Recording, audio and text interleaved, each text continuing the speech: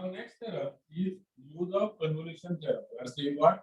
Use of theorems on inverse Laplace transform. Now see convolution theorem is also there in Laplace transform. But त्या ठिकाणी त्याच्यावर examples expected नाहीये. मात्र convolution theorem वर 100% example असणार inverse Laplace transform मध्ये. ठीक? Let's see how do we apply convolution theorem in inverse Laplace transform. So if there are two functions f of s and g of s whose inverses are known to us, that is Laplace inverse of f of s is f of t. Similarly, Laplace inverse of g of s is g of. Then we have to find out Laplace inverse of f of s into g of s. So this is multiplication. We have to find out Laplace inverse of f of s into g of x, and it is nothing but f of t convolution g of t. Okay, f of t convolution g of t. Now convolution is also commutative. It means f of t convolution g of t is also equal to g of t convolution f of t. So it is commutative.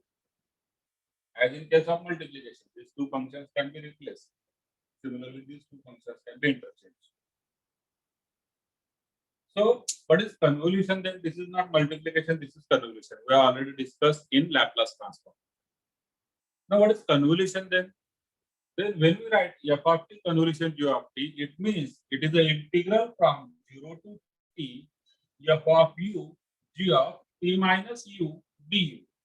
So we are writing first function as it is and second function as g of t minus u.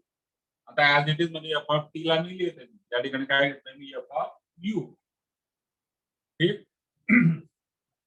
Or this can be also written as 0 to t. आता g of t convolution f of t म्हणजे 0 to t आणि f of u न लिहिता f of t minus u आणि g of t minus u न लिहिता g of u. म्हणजे मुळात मी मागे पुढे करू शकतो. कुठल्याही एका फंक्शनला मी u मध्ये लिहिणार, दुसऱ्या फंक्शनला t minus u मध्ये लिहिणार. So that is the basic concept of convolution theorem. Let us solve example on this. Find Laplace inverse of this function. Now this can be solved by using convolution theorem.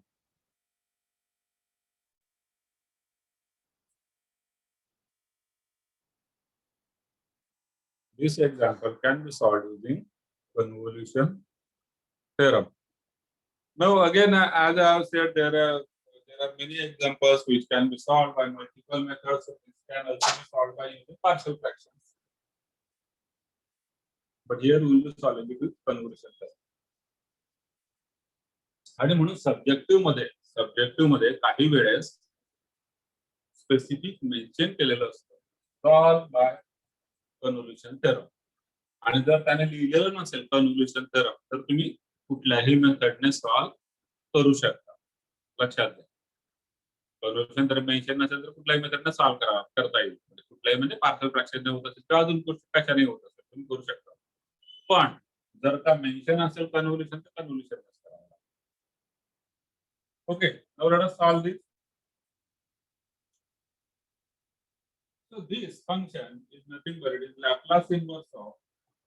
Now this function can be written as आता numerator s square आहे त्याला मी लिहितो s upon s square plus a square multiplied by s upon s square plus b square. Correct आहे. s square ला मी split केलं s into s square इकडे s square plus b square असेल. दोघांचं multiplication येतं. म्हणजे जे फर्स्ट फंक्शन आहे ते झालं f of s, second function झालं g of s. So here f of s is equal to what? s upon s square plus a square.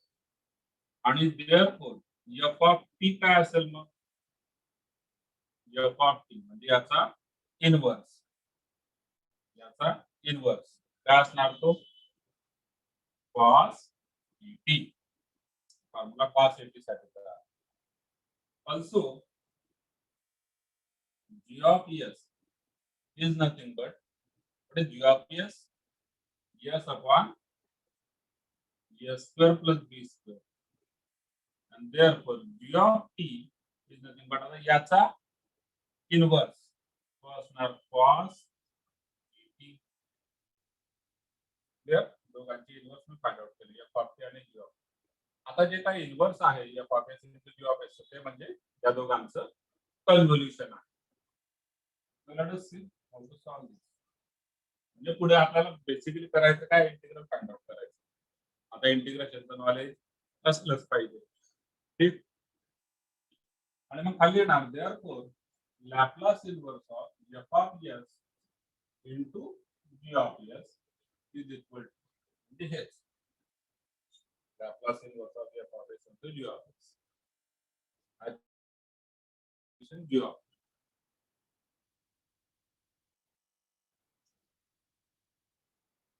which is equal to integral 0 to t f of u g of t minus u du. This is the formula or theorem, convolution theorem. Now next step. आता इथपर्यंत ठीक आहे convolution theorem ने करायचं. आता मुळात त्यांचं splitting असं का केलं ते पण महत्त्वाचं आहे बरं का. की स्प्लिटिंग असं का केलं. स्प्लिट असं याच्याकरता केलं की जेणेकरून मला याचा सुद्धा इन्व्हर्स माहिती आहे आणि याचा सुद्धा इन्व्हर्स माहिती आहे.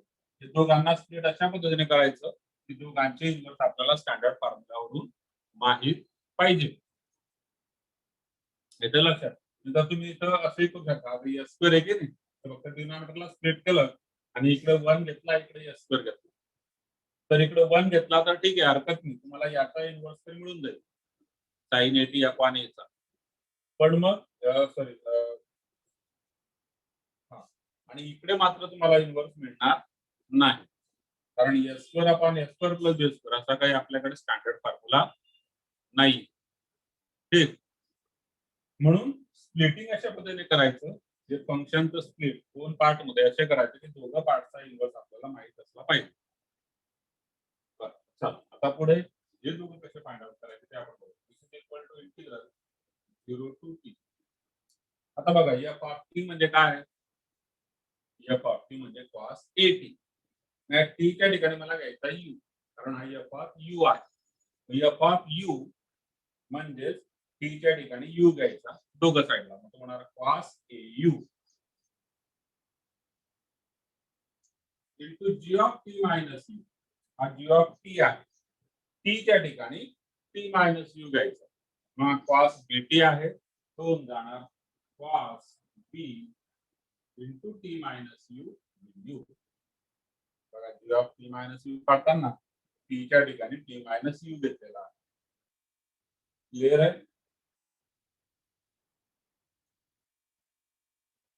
ना. मग आता आपण आलो डिप्लोमाकडे परत. इंटिग्रल कसं काढायचं या फंक्शन. तर एक टॉपिक होता इंटिग्रेशन ऑफ ट्रिग्नोमेट्रिक फंक्शन्स ज्या ठिकाणी ते कुठल्याही मेथड मध्ये नाही आहे बिफोर मेथड्स. इंटिग्रेशनच्या ज्या मेथड्स आहेत ना त्यांच्या अगोदर integration by of trigonometric functions. या केस मध्ये आपण ट्रिग्नोमेट्रीचे व्हेरियस फॉर्म्युले यूज करत होतो. हा u इंटू v च्या फॉर्म मध्ये आहे. ठीक पण याला u इंटू वापरता येत नाही इंटिग्रेशन बाय पार्ट करता येत नाही कारण इंटिग्रेशन बाय पार्ट साठी LIATE असा रूल आहे. बरोबर. कशा करता रूल येतो की फर्स्ट कोण घ्यायचं सेकंड कोण घ्यायचं. फर्स्ट कोण घ्यायचं सेकंड कोण घ्यायचं याच्याकरता रूल आहे LIATE. टी म्हणजे ट्रिग्नोमेट्रिक. आता हा पण ट्रिग्नोमेट्रिक हा पण ट्रिग्नोमेट्रिक दोघांमध्ये भांडण होईल. मी पहिला नाहीतर मग नव्हते असले तर पहिले आप आणि आपल्याकडचे असलं तर नाही मी अगोदर. ठीक भांडण होईल दोघांमध्ये मग ते इंटिग्रेशन का पार्ट्स होणार नाही. मग त्याकरता इंटिग्रेशन ऑफ ट्रिग्नोमेट्रिक फंक्शन्स आपण यूज करतो त्या ठिकाणी यांचे फॉर्म्युला आपला होता. हा फॉर्म्युला होतो 2 cos a cos b चा फॉर्म्युला आपल्याला ठिकाणी वापरावा लागेल. 2 नाहीये म्हणून 2 ची ऍडजस्टमेंट करावी लागेल. ठीक लक्षात घ्या पर्टिक्युलर असं का केलं इतकी सगळी पार्श्वभूमी त्याच्या मागची सांगितली. आता याचं इंटिग्रल काय असताना मला 1/2 द्यावा लागेल. कशा करता कारण मला 2 ची ऍडजस्टमेंट करायची आहे.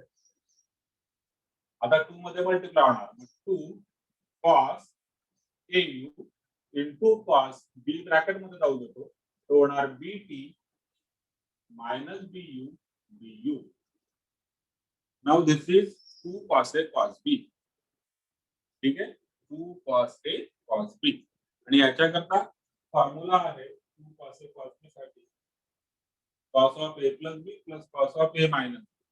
तर फॉर्म्युला लिहितो मी एक चला इकडे लिहू 2 cos A cos B formula असतो cos of A plus B plus cos of A minus B हा फॉर्म्युला आहे त्या ठिकाणी वापरला 2 cos A cos B साठी मग ते होणार 1/2 इंटिग्रल 0 टू t ब्रॅकेट मध्ये cos of A plus B या दोघांचे addition AU plus BT minus BU plus cos of A minus B so plus cos of A minus B A म्हणजे AU आणि आता मायनस या दोघ गटात काय होणार मायनस ठीक आहे मग होणार minus BT minus minus plus BU bracket complete त्याच्या पुढे तिकडे बोर्डच्या बाहेर DU तो आहे मुद्दा मी लिहित नाही तुम्ही त्याला पण खालीच लिहिणार तो इकडे याच्या पुढे so this is cos of A plus B plus cos of A minus B आता याचे इंटिग्रल काढायचं आहे आता हे दोघं सेपरेट फंक्शन झाले आहेत इंटिग्रल काढू शकतो this can be written as 1/2 integral 0 to t ब्रॅकेटच्या मध्ये आता इथं बघा cos of now this is we are integrating with respect to u we are integrating with respect to u म्हणून u ची टर्म सेपरेट आता u च्या term मध्ये लिहावं लागेल this can be written as cos of हा AU minus BU म्हणजे तो होतो A minus B into U आणि plus BT as it is मोठा AU minus BU म्हणजे A minus B into U आणि प्लस BT सिमिलरली इकडे plus cos of bracket मध्ये हा AU plus BU म्हणजे तो होतो A plus B into U आणि minus BT square bracket complete DU याचे इंटिग्रल निघाला ठीक आहे याचे इंटिग्रल आपण काढू शकतो by integrating with respect to what U हे लक्षात ठेवायचं डिफरन्शिएटिंग इंटिग्रेटिंग नेहमी विथ रिस्पेक्ट टू व्हॉट याला खूप महत्त्व आहे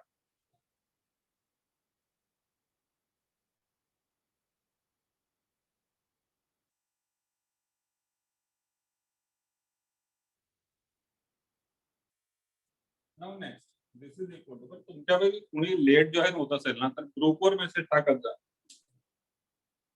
ग्रुपवर जेणेकरून मी तर नाही बघणार ग्रुपवर माझ्यासाठी नाही पण तुमच्यापैकी कोणतरी बघेल आणि मग तो मला ऍटलीस्ट मेसेज कन्वे करेल माईकवर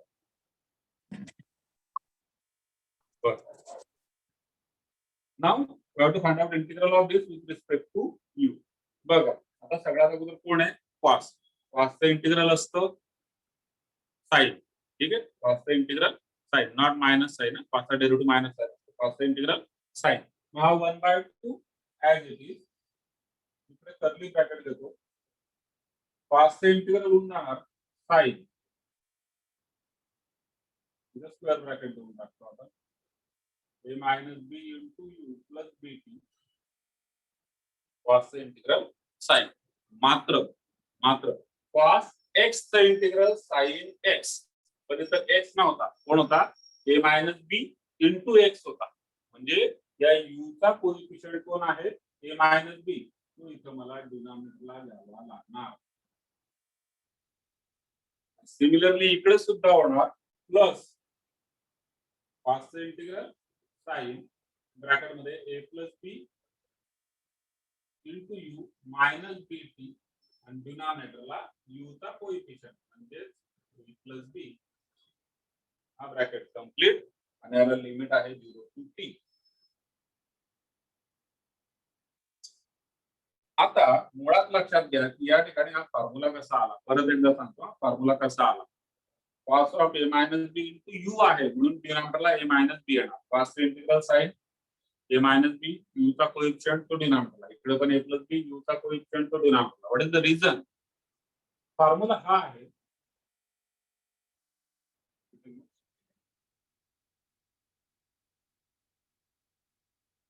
integral of cos of ax plus b dx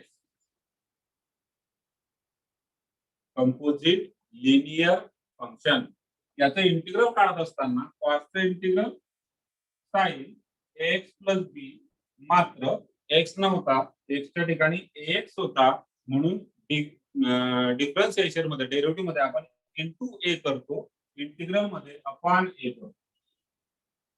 मग हा जो एक्सचा कोइफिशियंट आहे तो डिनॉमिनेटरला घ्यावा लागतो. इथे यूचा कोइफिशियंट, कारण हे सगळा कार्यक्रम कोणासोबत सुरू आहे, यू सोबत, म्हणून यूचा कोइफिशियंट तो डिनॉमिनेटरला, आणि म्हणून या ठिकाणी यूचा कोइफिशियंट कॉमन सुद्धा घेतलेला होता. इतक्या स्टेप्स आपल्याला लक्षात ठेवावं लागतं. बर, क्लिअर आहे इथपर्यंत ना? आता मला करावं लागेल upper limit minus lower limit. आता फक्त लिमिट अप्लाय करायचं आहे आणि आन्सर काढायचा. Upper limit minus lower limit 1/2 as it is ठेवतो. आता दोघंही याला लावतो मी, अप्पर आणि लोअर दोघं याला अप्लाय करायचे, नंतर अप्पर आणि लोअर याला अप्लाय. ठीक, 1/2 ब्रॅकेट मध्ये आता या पहिल्याला अप्पर मायनस लोअर करू. Upper minus lower. अप्पर म्हणजे we have to replace U by T. Upper limit we have to replace U by T. आता मी असं का करतोय, पहिल्यालाच का लावतोय, कारण आता पहिल्याला अप्पर मायनस लोअर लावलं तर दोघांचा डिनॉमिनेटर मायनस बी फिक्स असणार. लिमिट फक्त कुठे अप्लाय होणार आहे, न्यूमरेटरला, कारण त्या लिमिट कुणाच्या आहे, डिफरन्शिएशन आपलं इंटिग्रेशन कोणासोबत होतंय, यू सोबत. लिमिट कुणाच्या आहेत, यू च्या. मग हा ए मायनस बी काय झाला, constant, so it will remain as it is. You च्या ठिकाणी मला एकदा टी घ्यायचा आहे अप्पर मध्ये, आणि यू च्या ठिकाणी मला 0 घ्यायचा आहे लोअर मध्ये. ठीक, डिनॉमिनेटर दोघांचा सेमच असतो. मग आता अप्पर यू च्या ठिकाणी टी घेतो. बघा अप्पर लिमिट काय होते, यू च्या ठिकाणी टी घ्यायचा आहे मला. डायरेक्ट टेप करता आलं पाहिजे, कारण त्याच्यावर केवढा आणि खूप मोठं गणित आहे. यू च्या ठिकाणी टी घेणार, साइन ऑफ ब्रॅकेट मध्ये. आता यू च्या ठिकाणी टी घेतलाय, मग a into t a T minus B into t b t plus b t. ही झाली अप्पर लिमिट. पुढे मायनस लोअर लिमिट, तर ते होणार minus sine of minus sine of. Lower limit काय, यू च्या ठिकाणी 0 घ्यायचा, तर ए मायनस बी इंटू 0 म्हणजे 0. ठीक आहे, आणि प्लस बी टी. ही झाली अप्पर लिमिट मायनस ही झाली लोअर लिमिट, आणि whole divided by a minus b. हे पहिल्या टर्म साठी केलं मी, अप्पर मायनस लोअर. सिमिलरली दुसऱ्या टर्म साठी सुद्धा कॉसचा कॉस लिहिलं होता का, कॉसचा इंटिग्रल साइन. तर आपण कॉसचं इंटिग्रल घेतलं साइन, इकडे सुद्धा कॉसचं इंटिग्रल साइन, कॉस लिहिलं जातं. बरं, सिमिलरली या सेकंड टर्मला सुद्धा होणार. ठीक आहे, लिहून घेऊ का इथं, जगा पूर्ण पुढे. आता न्यूमरेटर मध्ये अगोदर अप्पर लिमिट होणार प्लस साइन ऑफ ब्रॅकेट मध्ये a t plus b t minus b t, आणि minus lower limit sine of bracket मध्ये यू च्या ठिकाणी 0 घेतल्यानंतर होणार 0 मायनस बीटी.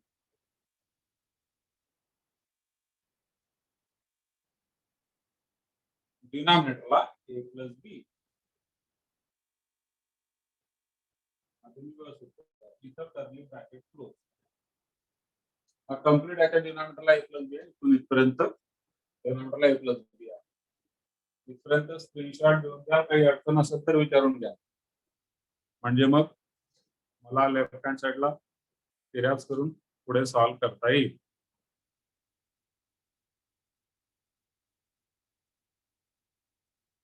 तुम्ही मेसेजच्या थ्रू किंवा माईक ऑन करून विचारू शकता.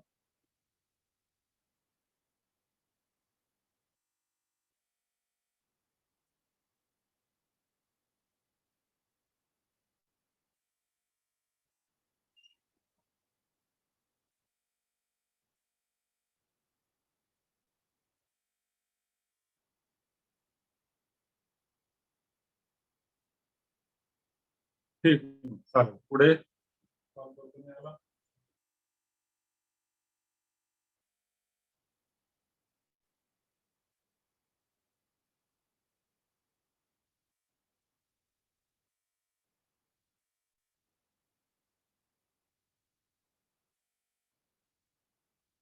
Now this is equal to 1/2. ठीक आहे. ब्रॅकेटच्या मध्ये आता काय आहे ते आपण बघू. बघा फर्स्ट ब्रॅकेट मध्ये हा minus b t plus b t cut झाला.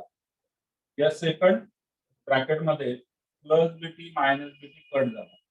मग इथं न्यूमरेटर मध्ये कोण आहे साइन एटी आणि मायनस साइन बीटी.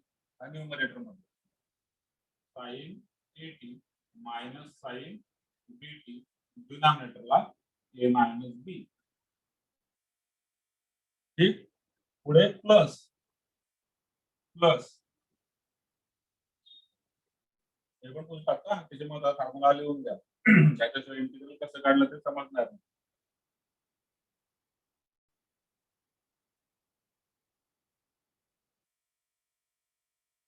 प्लस इकडे साइन हा एटी,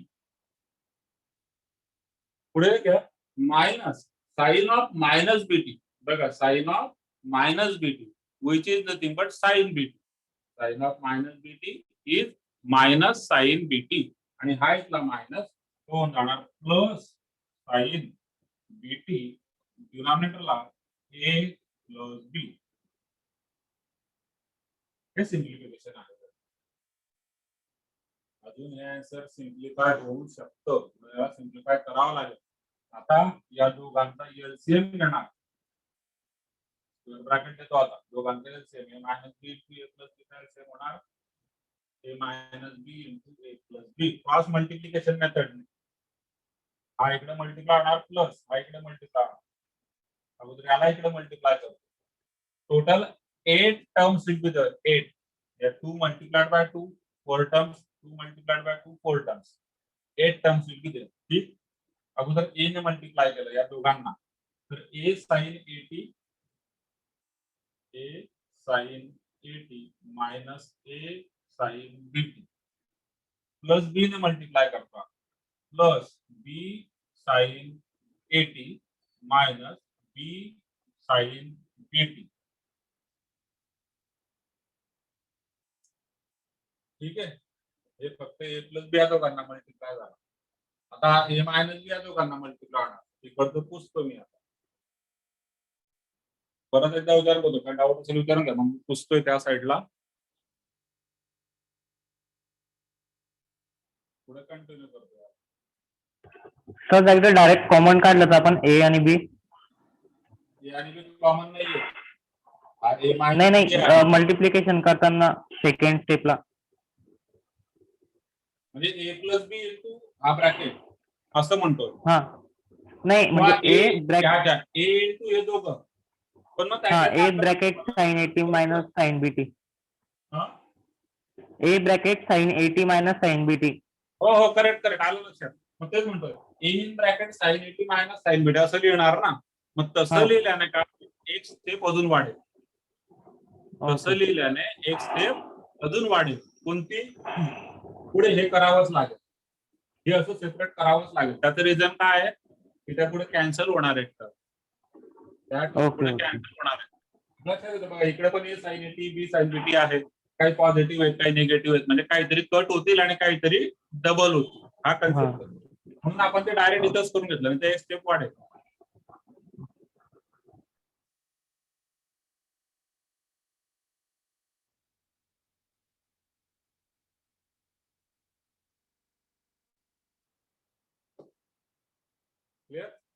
ए च्या ब्रॅकेट मध्ये हे दोघं प्लस बी च्या ब्रॅकेट मध्ये हे दोघं परत ए च्या ब्रॅकेट असं 4 वेळेस होईल. असं 4 वेळेस होईल. मग परत तो ए या दोघांना मल्टिप्लाय करावाच लागेल कारण त्यांना आपल्याला सेपरेट करायचं. सेपरेट कशा करता तिथे लाईक टर्म्स एकतर कॅन्सल होतील नाहीतर ऍडिशन सबट्रॅक्शन जे काय वाटते ते होईल. आता या दोघांना मल्टिप्लाय केलं पुढे प्लस. आता या दोघांना मल्टिप्लाय करतो म्हणजे चाललंय पुढे सारखं थांबलं दोघांना. ठीक आहे. ए इंटू हे दोघं म्हणजे ए sign eighty plus A sign B T. ठीक आहे. पुढे मायनस बी हे दोघं. ठीक. तर ते होणार minus B sine A T minus B sine B T आणि इथं होणार ब्रॅकेट कम्प्लीट. आणि मग आता न्यूमरेटर मध्ये बघा काय काय कट होतंय. हा मायनस ए साइन बी टी हा plus A sign B T पुढे minus B sine B T कुठेतरी असेल नाही हा नाही कट होत आहे. ठीक आहे. Minus A plus A sine minus B sine हा बी साइन ए टी. ठीक आहे. B sine A T minus B sine A T हे दोघं कट होतात. चार टर्म्स कट झाल्या आणि चार टर्म्स डबल होणार.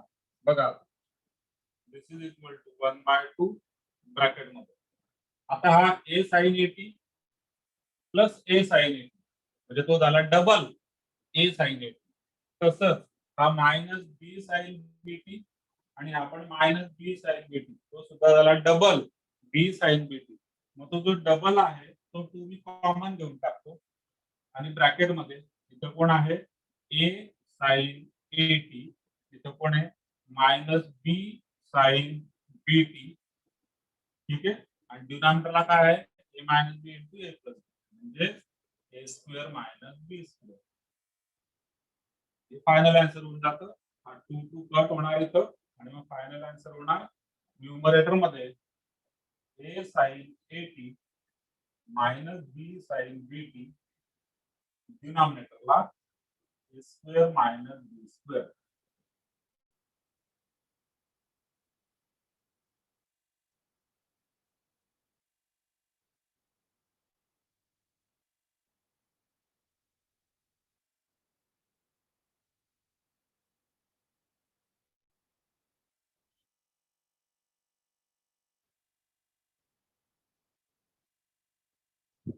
ओके. तर काय डाऊट असेल तर विचारा.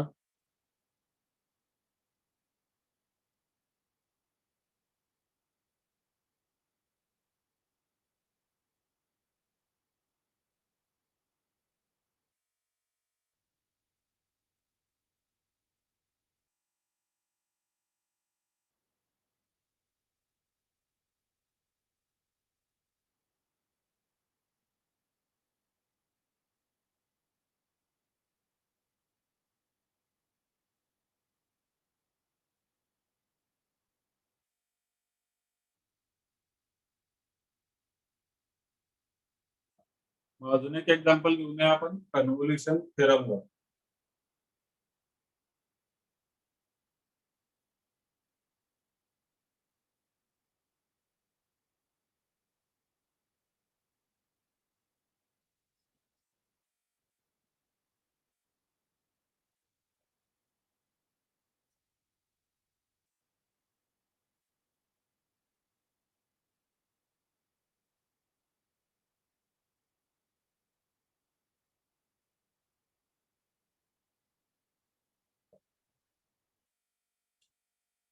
Next example. Find Laplace inverse of 1 upon s plus 1 into s square plus 1. परत एकदा तुम्हाला सांगतो पार्शियल फ्रॅक्शन ने होऊ शकतं. एक आपण कन्व्होल्युशन ने आता या ठिकाणी सॉल्व्ह करतोय तर कन्व्होल्युशन थेरम बघूया. Now this can be written as Laplace inverse of. आता याला स्प्लिट करायचं in terms of multiplication of two functions. ठीक है. So this can be written as 1 upon s plus 1 multiplied by 1 upon s square plus 1. Splitting अशा पद्धतीने करायचं की जेणेकरून दोघांचे इन्व्हर्स आपल्याला माहित पाहिजे. या ठिकाणी म्हणजे here f of s is equal to कोण आहे 1 upon s plus 1 and therefore f of t म्हणजे याचा इन्व्हर्स काय असणार e raised to minus t. 1 upon s plus a चा inverse e raised to minus a. दूसरा g of s तो आहे 1 upon s square plus 1 and therefore g of t is equal to what? 1 upon s square plus 1 sin at म्हणजे sin t t ची value 1 आहे. ठीक आणि म्हणून therefore Laplace inverse of f of s into g of s is equal to f of t convolution g of t. The formula for convolution it is nothing but the integral. ठीक त्याचं convolution म्हणजे काय असतं integral 0 to t f of u g of t minus u. आता f of t म्हणजे e raised to minus t म्हणजे f of u म्हणजे e raised to minus u होणार into g of t minus u t च्या ठिकाणी t minus u घ्यायचा नाव sin t minus u du. Now remains what? How to find out integral of this? Hopefully तुमच्याकडे सर्वांकडे मी फॉर्म्युले दिलेले आहेत बघा इंटिग्रेशनचे फॉर्म्युले दिलेले आहेत आणि त्याच्यामध्ये सी पॉइंट असेल मला वाटतं